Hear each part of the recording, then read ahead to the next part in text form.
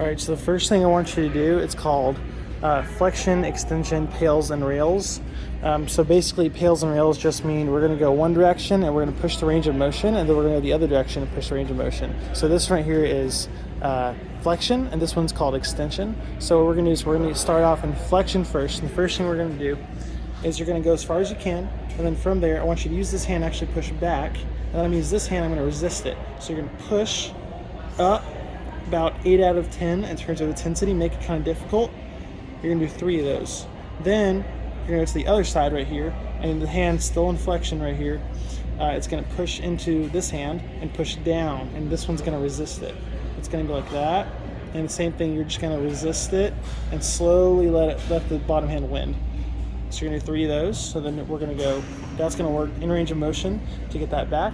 Second thing I want you to do is get a tennis ball or a weighted ball like this, and what you're going to do is use every single finger, and you're just going to squeeze it, just something like that, and then to go the next one, next one, next one, and then thumb.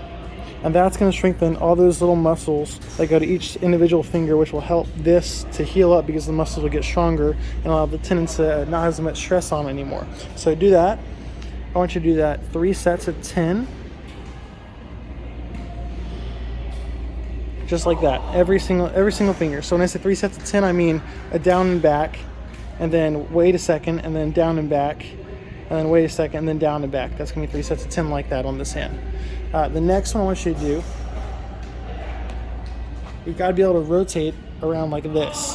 So you're gonna get a weight similar to this, and you're gonna hike it up against your side right here. That way we're not using all of this. I just want just the elbow.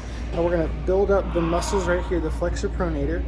And that way when you go like this, you won't have that pain anymore. So it's going to hike up against my side, and then I'm going to rotate down and back.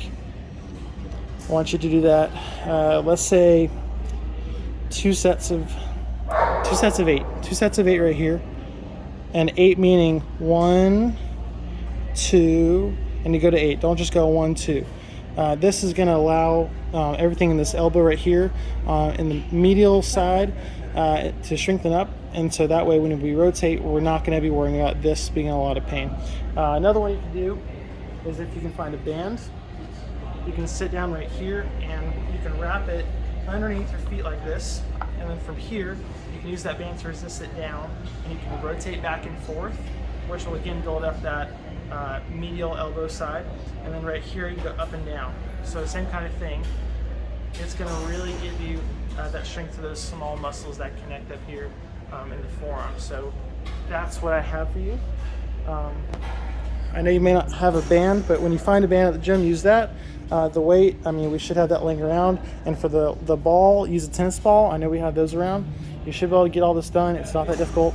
Another thing, last thing to note, all the time, I just want you to just be kind of doing stuff like this, like using the other hand and just kind of resist it with this hand, resist that pressure, and then go back and forth.